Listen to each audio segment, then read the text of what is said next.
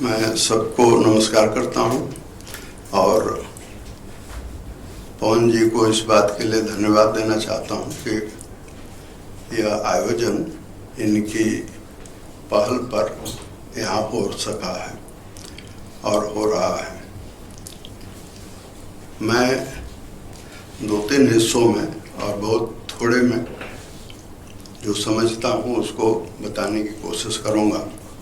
पहली बात यह है कि पवन जी को हमने ध्यान से सुना, पहले भी सुना है, और कुल बात यह है कि धर्मपाल जी को हम कैसे समझें।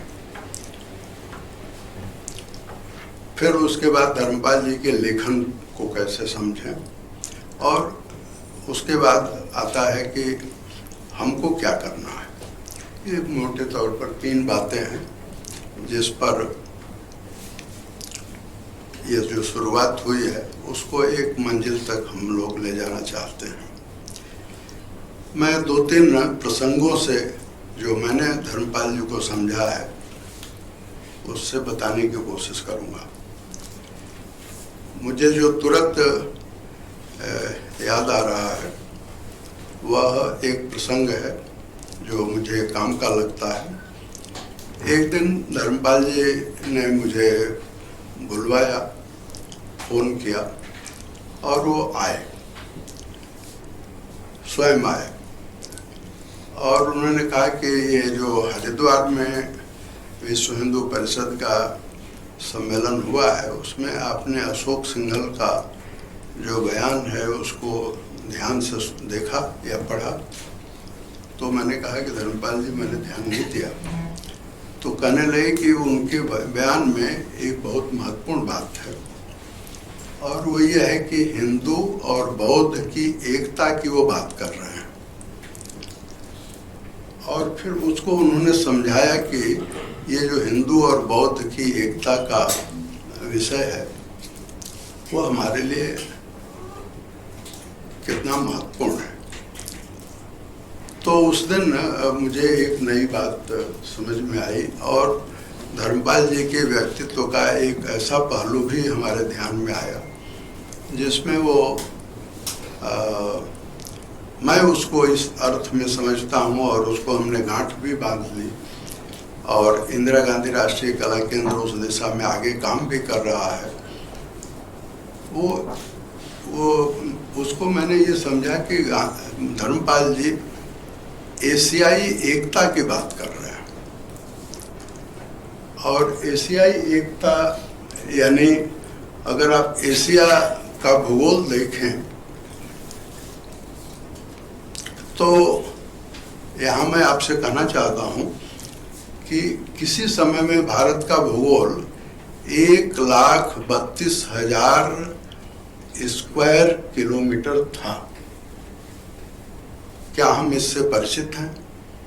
और आज भारत कितना है? तो 32-33,000 है।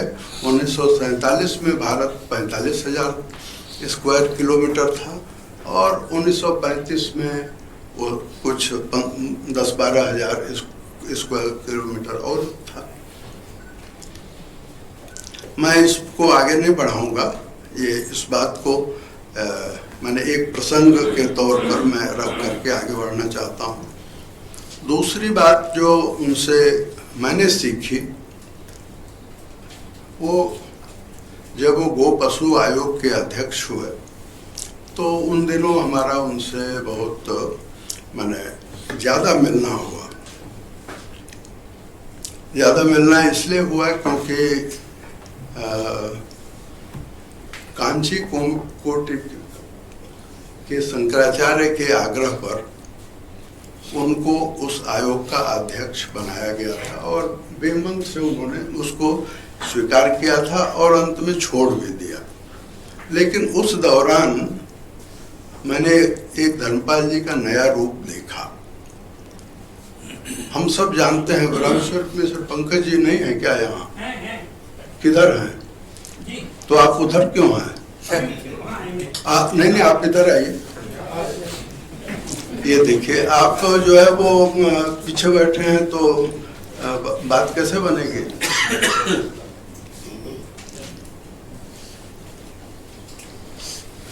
अच्छा, तो ये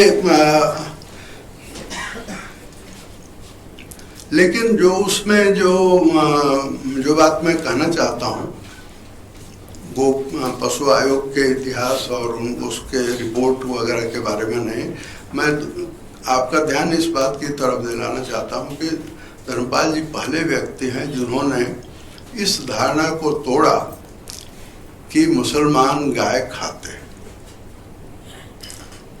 एक दिन कांसीराम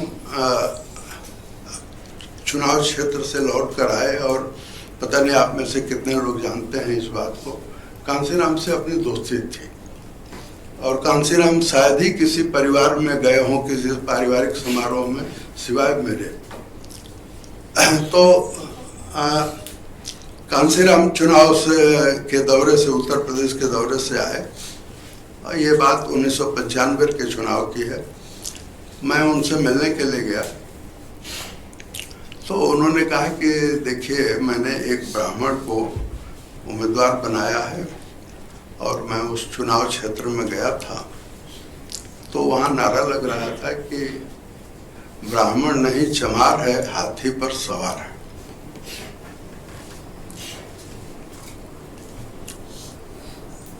आरिफ मोहम्मद खान जब बहराइच से चुनाव लड़ रहे थे, जो आजकल केरल के राज्यपाल हैं, तो इनके खिलाफ नारा लगा कि आरिफ गाय खाता है, और वो कोई नारा इस तरह का, माने यानी मुसलमानों के लिए लगता है, गाय हमारी माता, आरिफ उसको खाता है। हाँ, ये इस तरह का नारा आरिफ ने मुझे बताया। उस धारणा को यानी धर्मपाल जी ने पहली बार तोड़ा कि मुसलमान जो है वो गाय खाता है, यानी गाय का मांस खाता है, और उन्होंने उसको ऐतिहासिक रूप से साबित किया। इस तरह के बहुत सारे प्रसंग हैं जिसको मैं कहूँ तो लंबा समय लगेगा। मैं सीधे आता हूँ इस पर कि ये धर्मपाल जी को हम किस रूप में देखें, तो अपने अपने जो संस्मरण है उनके साथ उस रूप में ही हम लोग देख सकते हैं, क्योंकि हम इस बात के हम सौभाग्यशाली हैं कि धर्मपाल जी को देखने या धर्मपाल जी के साथ कुछ बात करने का हमको अवसर मिला। मैं आखिरी प्रसंग जो बताना चाहता हूँ, मैं नहीं जानता कि मुझे कहना चाहिए या नहीं, वह वर्धा का है, जो उनके जीवन का आखिरी और पहला जन्मदिन था, और उसके बाद वो चले भी गए। जब उनका जन्मदिन एक संक्षिप्त समारोह जिसमें रुपेश जी हमारे साथ गए थे या हम लोग वहाँ थे, तो जब समारोह समाप्त हो गया तो समारोह को जहाँ रहते थे उसी के बरामदे में रखा गया था। वो तो उन्होंने तो कुछ उस समय बोला नहीं, परंतु हम लोग बोले, उसमें कई लोग थे। जब समारोह समाप्त हो गया तो उसके सामने जो वृक्ष है वहाँ कुर्सी डाल करके धर्मपाल जी बैठे, और मैं चाहता था कि सब लोग चले जाएं तो जरा धर्मपाल जी से मैं कुछ बातें पूछूं। तो हम दोनों बैठे और देर तक आपस में बात होती रही। मैंने पूछा कि धर्मपाल जी, मैंने सुना है कि आपने बहुत सारी नींद की गोलियां खा ली थी। तो उन्होंने कहा कि हाँ सही है, और मैं अब जीना नहीं चाहता। मैं ये प्रसंग आपको इसलिए बता रहा हूँ, इसका विस्तार नहीं करूँगा, कि धर्मपाल जी के मन में एक पीड़ा थी। वो पीड़ा अगर आप अनुभव कर सकें तो इस गोष्ठी की सार्थकता होगी। इसलिए मैं कहना चाहता हूँ, उनकी पीड़ा क्या थी। मैं नहीं जानता कि आप मुझसे कितना सहमत होंगे, लेकिन मैं इसको ईश्वर और सत्य से कम नहीं मानता, जो मैं आपसे कहने जा रहा हूँ। गांधी जी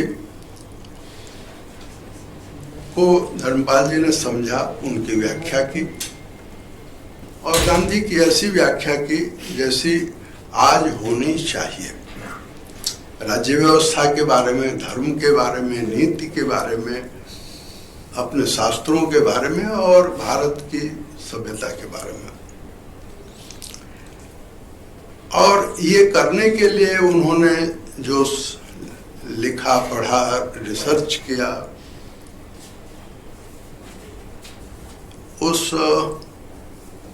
इस में भी उसका एक जगह उल्लेख है, मैंने निशान लगाया हुआ है, परंतु मैं उसको पढ़ करके नहीं सुनाऊंगा। उसका भाव मैं आपको बताता हूँ कि जो कुछ वो कर रहे थे उसमें उनसे पूछा जा रहा था कई बार, कई लोगों ने, बड़े बड़े लोगों ने पूछा, उसमें चंद्रशेखर का भी नाम इसमें है, कि आप जो कर रहे हैं उसका मतलब क्या है। लेकिन धर्मपाल जी उस जो कर रहे थे उसमें पूरी तरह से रमे हुए थे, और उनकी वो आस्था थी कि वो जो कर रहे हैं उसी से भारत का भविष्य सुधरेगा। लेकिन जीवन के आखिरी दिनों में जब वो निराश हुए, तो क्यों निराश हुए? मैंने पहले भी कहा कि मैं नहीं जानता कि आप मेरी इस निष्कर्ष से सहमत होंगे या नहीं, लेकिन मेरा ये मत है कि धर्मपाल जी निराश इसलिए हुए, अपने साथियों से निराश हुए। जिन लोगों ने, चाहे पीपीएसटी से लेकर के और गांधी जन तक, या जो उनके नए युवा साथी थे, उन सब से वो वैसी उम्मीद कर रहे थे जैसी 1916 में गांधी ने चंपारण में एक अलख जगाई और सफलता पाई। क्या ये सच नहीं है कि चंपारण में अगर गांधी सफल न होते तो गांधी इतिहास के कूड़ेदान में चले जाते? चंपारण की गांधी की सफलता ने गांधी को दो लोग दिए। दाहिना बाजू सरदार पटेल, गांधी ने अपने बार बार कहा भी है, और बायां बाजू आचार्य जेबी कृपलानी। सुचेता से जब शादी का प्रसंग आया तो गांधी जी ने कहा सुचेता से कि तुम शादी इनसे मत करो, नहीं तो मेरा बायां बाजू तुम काट लोगी। वो अलग प्रसंग है। तो मैं ये कहना चाहता हूँ कि धर्मपाल जी ये समझते थे कि ये उनके पूरे साहित्य से एक नई क्रांति निकलेगी, और उस क्रांति से भारत का भविष्य फिर से, भारत का पुनरुत्थान, फिर से भारत का पुनरुद्धार की एक यात्रा शुरू होगी। लेकिन जब उन्होंने आसपास देखा और पाया कि नहीं, ऐसा कुछ नहीं हो रहा है, और उसमें हम सब दोषी हैं, और संस्थाएं जिनका मैं नाम लेना चाहता हूँ सब दोषी हैं, यानी गांधी से लेकर आरएसएस तक। क्योंकि आरएसएस भी उनके, आरएसएस में बड़े लोग उनको मानने वाले थे, लेकिन किसी ने उनकी बात को आगे बढ़ाने की कोशिश नहीं की। मुझे ऐसा लगता है कि जिस तरह से गांधी को कोऑप्ट करने की कोशिश होती है या हो रही है, उसी तरह से धर्मपाल जी को भी लोग अपने खांचे में फिट करने की कोशिश करते रहे हैं। धर्मपाल जी को के विचारों को आगे बढ़ाने की कोशिश नहीं करते रहे। और इसलिए मैं ये कहूँगा पुरानी शब्दावली में कि 3 पुस्तकें हैं। 1905 में दक्षिण के साम शास्त्री ने या सामा शास्त्री ने पांडुलिपि खोज करके और कौटिल्य अर्थशास्त्र छपवाया, ये 1905 में। और कौटिल्य अर्थशास्त्र के छपने के बाद हमारे इतिहास के बारे में अंग्रेजों की भी और सब लोगों की दृष्टि बदल गई, और ये स्थापित हुआ कि भारत में एक प्राचीन राज्य व्यवस्था थी। दूसरी पुस्तक है पंचतंत्र, जो कौटिल्य अर्थशास्त्र को कहानियों से समझाती है। और तीसरी पुस्तक है हितोपदेश।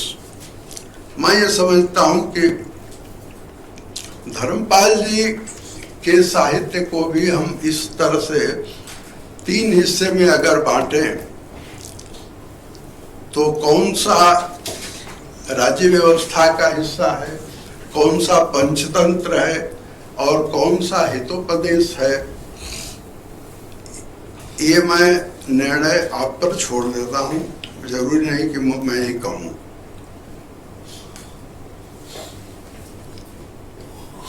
लेकिन ये जो भारतीय चित्त मानस और काल है, मेरी दृष्टि में ये तीसरी पुस्तक है और ये हितोपदेश है। ये धर्मपाल जी का हितोपदेश है, और इसलिए ये इसमें इसको पूरा अगर आप पढ़ें और बार बार पढ़ें, मैं आपसे अनुरोध करना चाहूँगा। और मैं इसलिए भी पवन जी का पुनः एक बार आभार या उनको धन्यवाद या जो भी कहें, परम पवन जी ने एक अच्छी बात की शुरुआत की है कि आप पूरे धर्मपाल जी के साहित्य को भूल जाइए। मतलब मैं इसको शाब्दिक रूप में मत ले आप, परंतु केवल आप इस छोटी सी पुस्तक को, जो आजादी बचाओ आंदोलन वालों ने छापी थी और ऐसी 3-4 जगहों से जो छपी है ये किताब, वो तीनों चारों मेरे पास मेरे उसमें है। हाँ, ये भी है मेरे पास। तो धर्मपाल जी को समझने के लिए धर्मपाल जी इससे सरल कोई दूसरी किताब नहीं है। और इसमें अगर कुछ, इसमें जो कुछ है उसके बाहर धर्मपाल जी हैं ही नहीं, ये भी मैं कह सकता हूं। और इसमें जो इसको अगर इस छोटी सी पुस्तक को या इस पुस्तक को कहिए, इसका जो सूत्र वाक्य है इस पुस्तक में, उसको मैं धर्मपाल जी के ही शब्दों में कोट अनकोट में आपको सुना देना चाहता हूं। महत्व सही सटीक उत्तर पाने का नहीं है, ये इसमें एक वाक्य है। महत्व सही सटीक उत्तर पाने का नहीं है, सही सटीक प्रश्न उठाने का है। और इस अर्थ में अब सवाल हमारे सामने ये आता है कि वो सही प्रश्न क्या है जो हमें उठाना है, जो हमें उठाना चाहिए। उसी सही प्रश्न की खोज के लिए हम लोग बैठे हैं, मैं ऐसा समझता हूँ। क्योंकि यहाँ जो लोग बैठे हैं, जिनके बारे में पवन जी ने शुरू में कहा, और बात सही है, हम यहाँ कोई नंबर अपना घटाने और बढ़ाने के लिए नहीं बैठे हैं। हमारे मन में एक तड़प है, आज भी है, कि हमको इस देश में एक कोई नई धारा, या नई धारा भी नहीं कहेंगे, मैं उस पर आऊँगा बाद में, कि लेकिन हमारे मन में एक तड़प है कि हमको कुछ करते रहना चाहिए।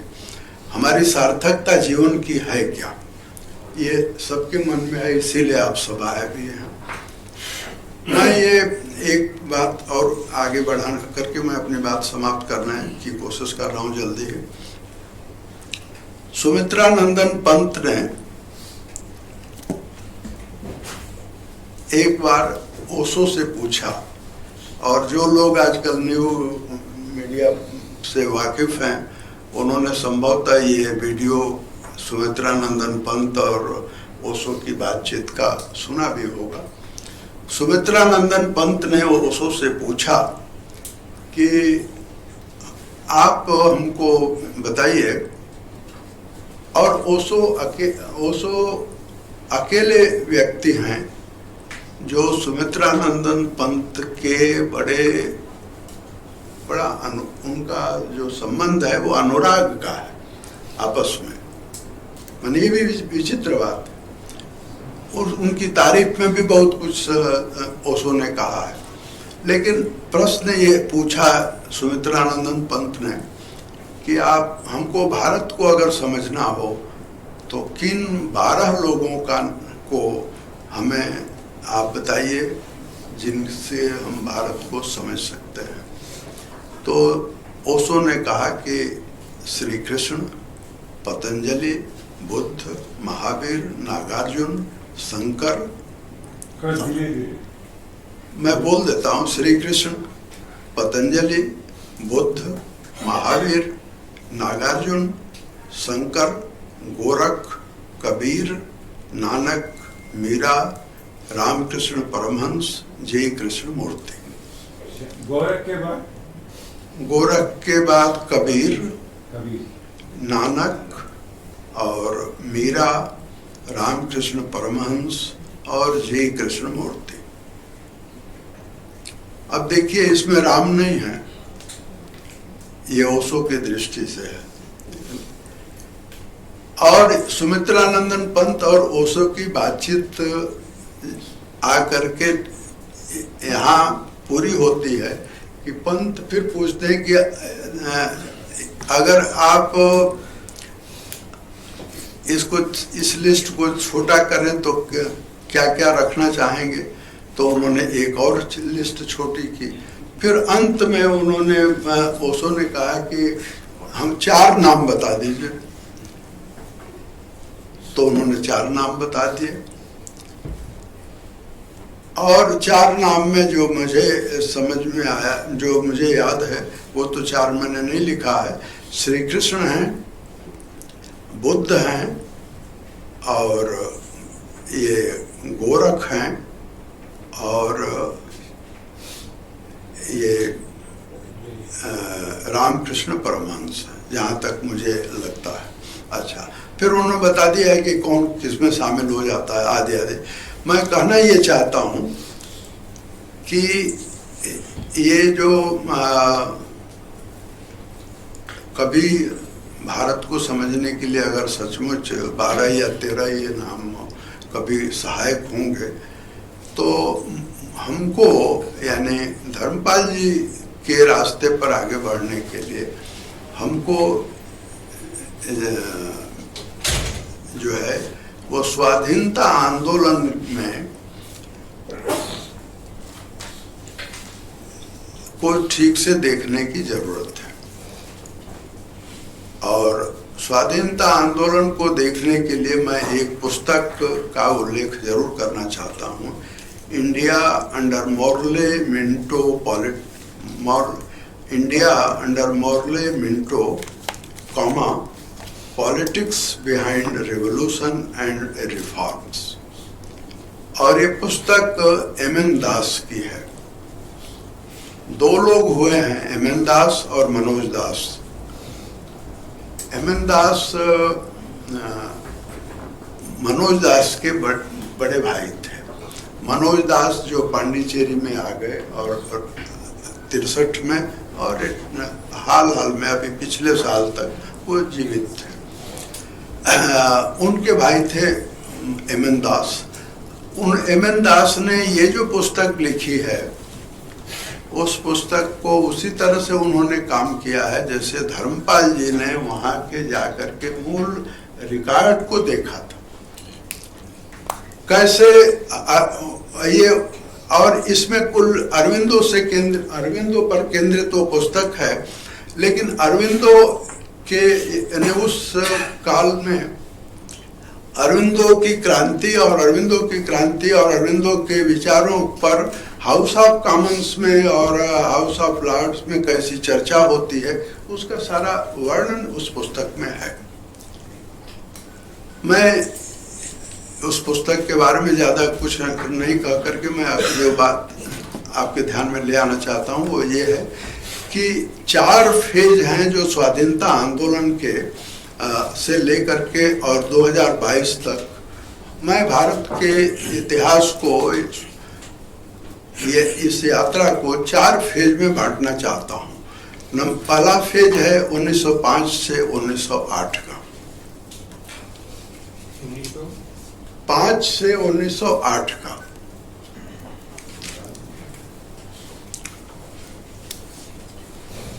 और अगर आप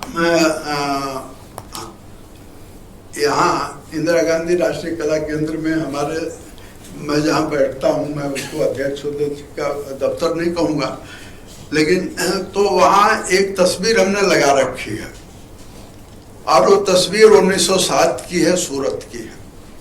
और उस तस्वीर में बीच में एक नौजवान बैठा है और दूसरी तरफ बिना पगड़ी के तिलक खड़े हैं और दाहिनी तरफ श्री कृष्ण खापर्डे खड़े हैं, वो पगड़ी में है, और जो बीच में नौजवान बैठा है उसका नाम है श्री अरविंदो। और इस बार जब 26 जनवरी की झांकी लगी तो इंदिरा गांधी राष्ट्रीय कला केंद्र ने जो झांकी बनाई उसमें हमने उस तस्वीर को बीच में रखा, उसके India renaissance in India and other essays, उस किताब को भी उस तस्वीर के साथ जोड़ा। और फिर वो उसकी बड़ी सराहना तो हुई। हमने उस पूरे झांकी को अरविंदो आश्रम को सौंप दिया। हमारे साथ गोविंद मोहन जो सेक्रेटरी हैं, कल्चर सेक्रेटरी, वो भी सौंपने के लिए गए तारा जी को, और वो सुरक्षित रखी हुई है। मुझे ऐसा लगता है कि 1905 से 1908 का जो हिस्सा है उसका पुनः अध्ययन होना चाहिए। मैं आगे और कुछ नहीं कहूँगा। दूसरा फेज आता है जब महात्मा गांधी यहाँ आते हैं और 1948 तक का वो फेज चलता है। उसका बहुत तटस्थ होकर, परंतु गांधी जी को समझने की जरूरत है। गांधी जी को समझने की जरूरत इसलिए है क्योंकि ये देश आजाद हुआ है तो वो गांधी जी के कारण हुआ। ये बात दूसरी है कि गांधी जी से गलतियां भी हुई है। जैसे भारत का बंटवारा नहीं होता अगर स्टीफर्ड क्रिप्स के प्रपोजल को गांधी ने मान लिया होता, जब उन्होंने कहा कि ये डूबते बैंक का पोस्ट डेटेड चेक है, मैं इसको अस्वीकार करता हूं। लेकिन आप जानते हैं स्टीफर्ड क्रिप्स के प्रपोजल को मानने की सलाह 2 लोगों ने दी।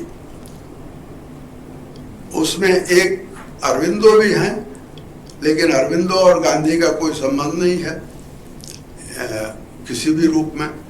परंतु गांधी जी जिसकी सलाह पर बहुत सारे काम करते थे, निर्णय लेते थे, सी राजगोपालाचारी है। और सी राजगोपालाचारी ने भी गांधी से मिलकर कहा था कि आप इसको स्वीकार कर लीजिए। और वही कारण था कि सी राजगोपालाचारी कांग्रेस से बाहर भी चले गए। बाद में वो वापस आए, वो अलग एक कहानी है। लेकिन गांधी जी आजादी की लड़ाई का जो संभव माध्यम हो सकता था, संभव जो परिणाम हो सकता था, उसका नेतृत्व गांधी जी ने किया है। और ये बहुत भारत की आज़ादी का श्रेय गांधी जी को है। लेकिन भारत की आज़ादी के श्रेय के बाद जो भारत आगे कैसे जाएगा, वो गांधी जी उस पर जो कुछ कर सकते थे उसका अवसर उनको नहीं मिला। तो आप सब लोग जानते हैं, मेरा ख्याल है कि कोई ऐसा नहीं है जो न जानता हो कि जब गांधी जी को गोली लगी, गांधी जी मारे गए, तो डॉक्टर राजेंद्र प्रसाद वर्धा में उस कार्यकर्ताओं के सम्मेलन की व्यवस्था में लगे हुए थे, जिसे गांधी जी 3 फरवरी के महीने में करना चाहते थे। और जब उनको ये पता चला तो एक विशेष विमान से डॉक्टर राजेंद्र प्रसाद को रात को 12 बजे के आसपास में उस जहाज से उनको दिल्ली लाया गया। उसकी एक कहानी है, सब लोग जिन्होंने भी पढ़ा होगा वो जानते हैं इसको। और वहाँ 48 या 49 लोग बैठे थे, जवाहरलाल नेहरू से लेकर के विनोबा तक, जेसी कुमारप्पा से लेकर आचार्य कृपलानी तक। ये बात दूसरी है कि जेसी कुमारप्पा ने पहले दिन बहिष्कार कर दिया था, जेपी भी थे उसमें। और वो पूरा का पूरा, अगर आप गांधी वर्धा में जाएं तो वो पूरा का पूरा वो रिकॉर्ड था।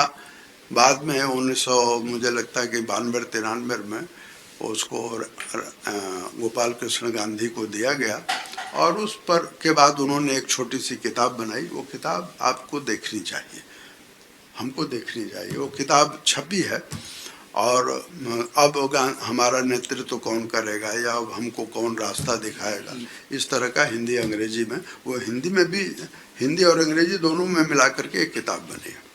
उसमें किसने क्या कहा वो पढ़ने लायक है। Gandhi is gone, home should we go to. और ये उसको आप पढ़ेंगे तो पता चलेगा कि वहाँ जो गांधी को की आत्मा के साथ जिस व्यक्ति का संबंध था वो थे जयप्रकाश नारायण, और गांधी के साथ जिसने छल किया वे थे विनोबा और नेहरू।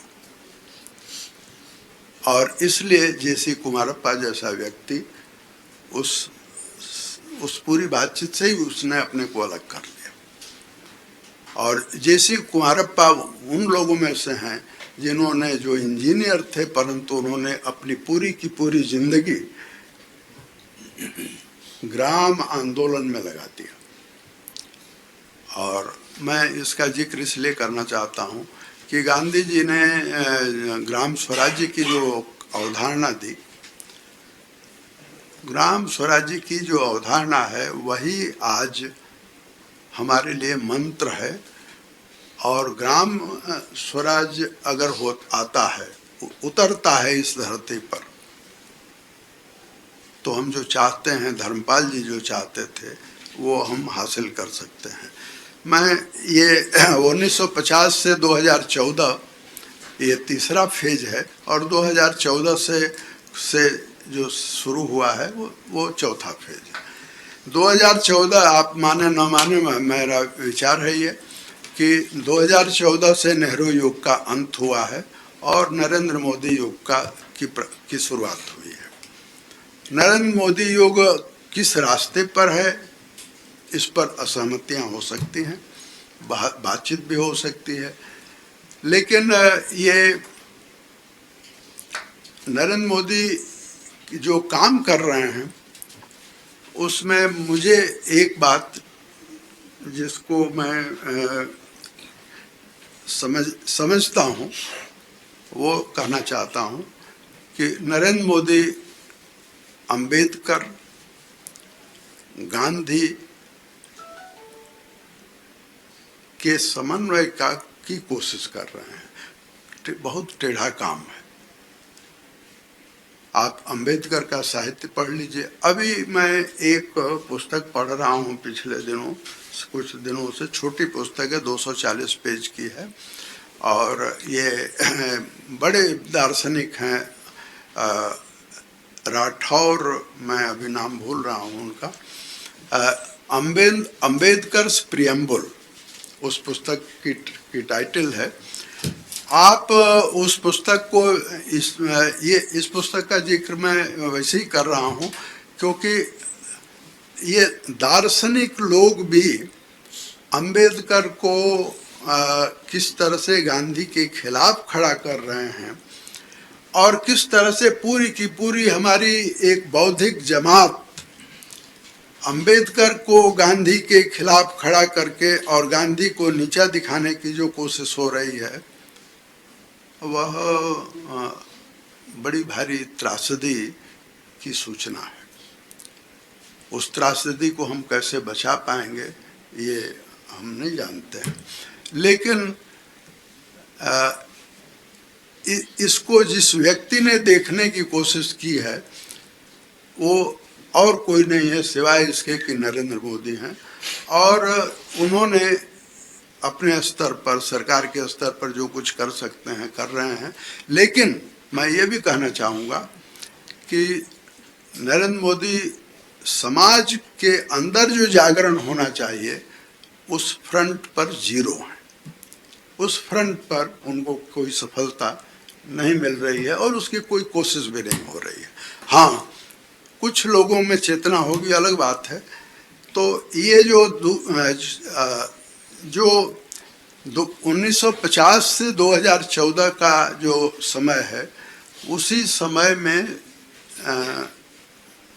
धर्मपाल जी थे और धर्मपाल जी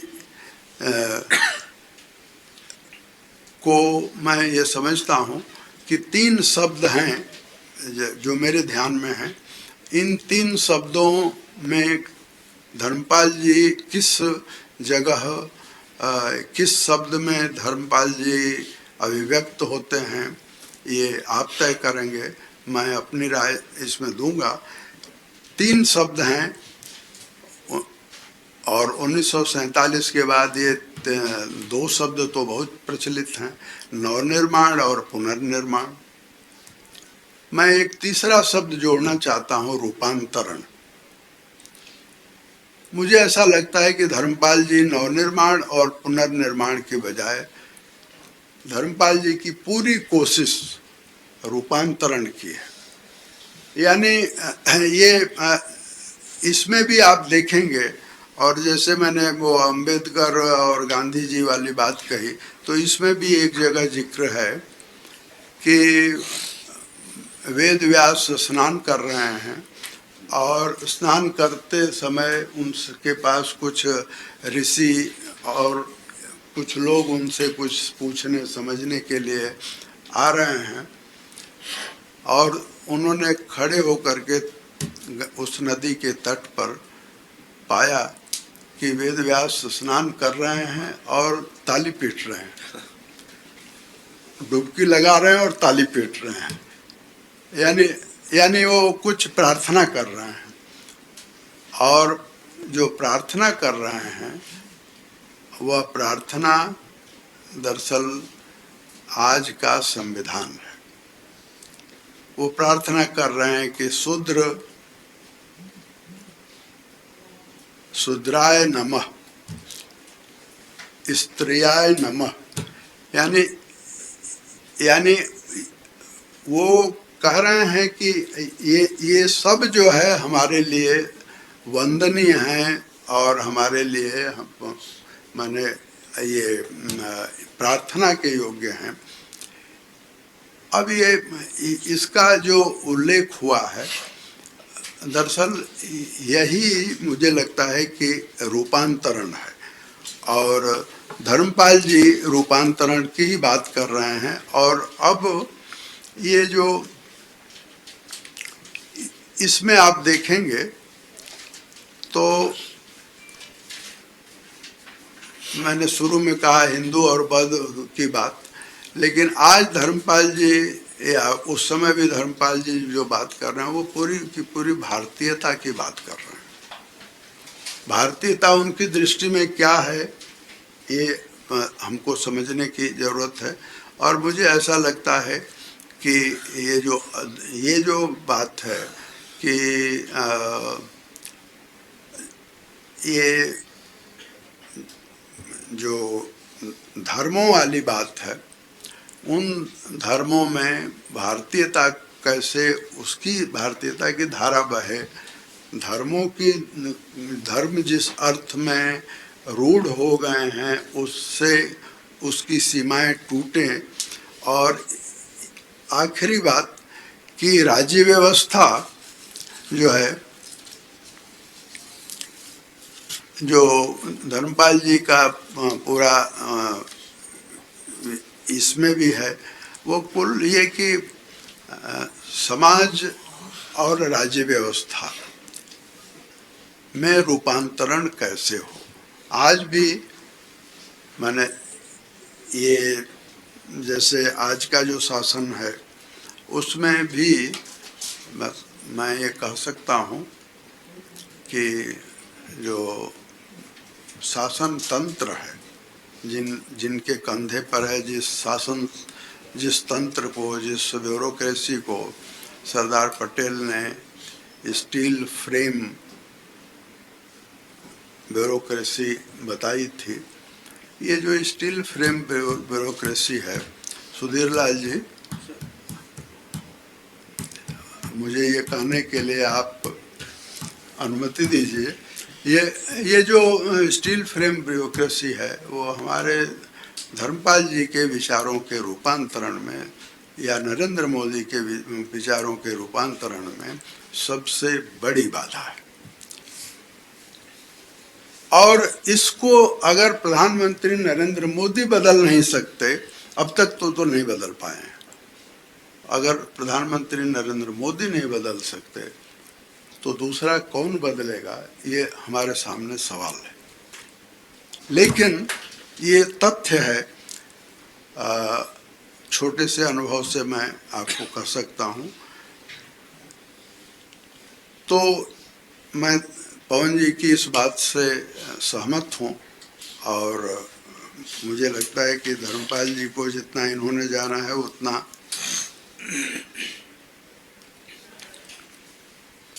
जानने समझने का अवसर हमने अपने ढंग से उनको जाना है।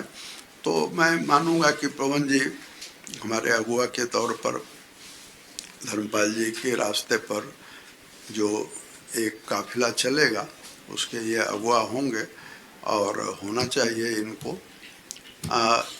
अंतिम बात जो मैं ये कहूँगा, अभी जब हम आ रहे थे यहाँ तो सुधीर लाल जी, हालांकि इन्होंने अनुचित काम किया, लेकिन ये नीचे खड़े थे हमको ले आने के लिए। तो सुधीर लाल जी जब इन पुस्तकों को देख रहे थे तो ये कह रहे थे कि मैं चेक कर लेता हूँ लाइब्रेरी में, अगर ये पुस्तकें नहीं होंगी तो उसका एक सेट मंगवा करके और रखेंगे।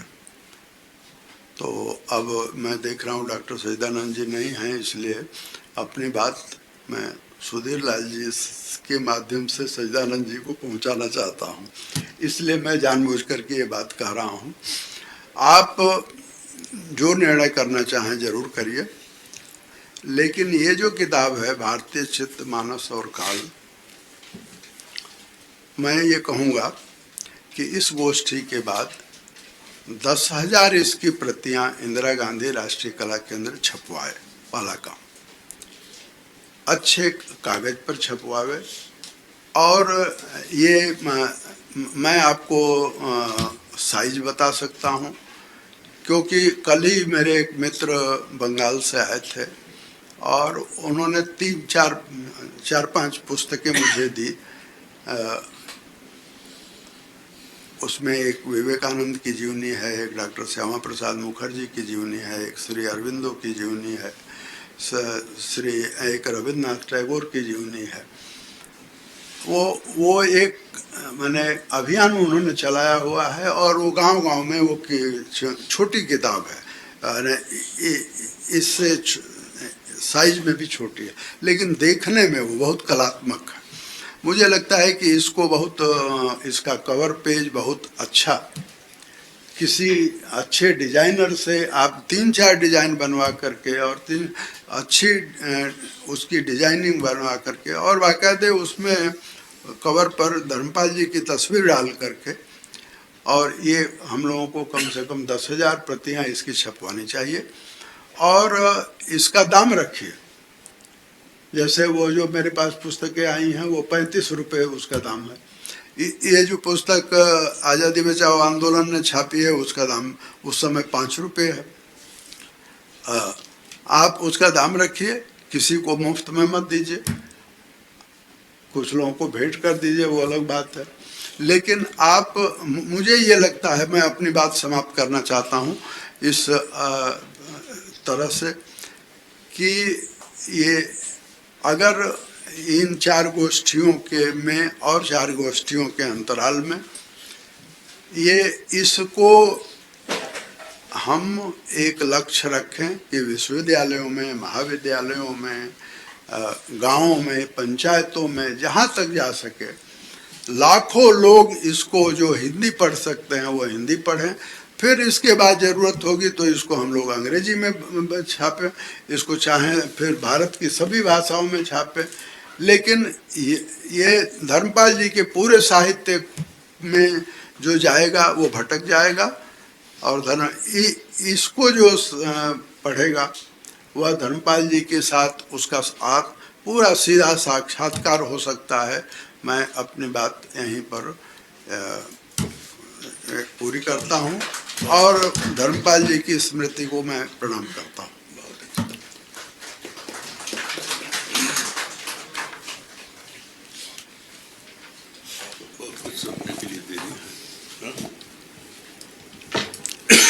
अनेक आभार सर।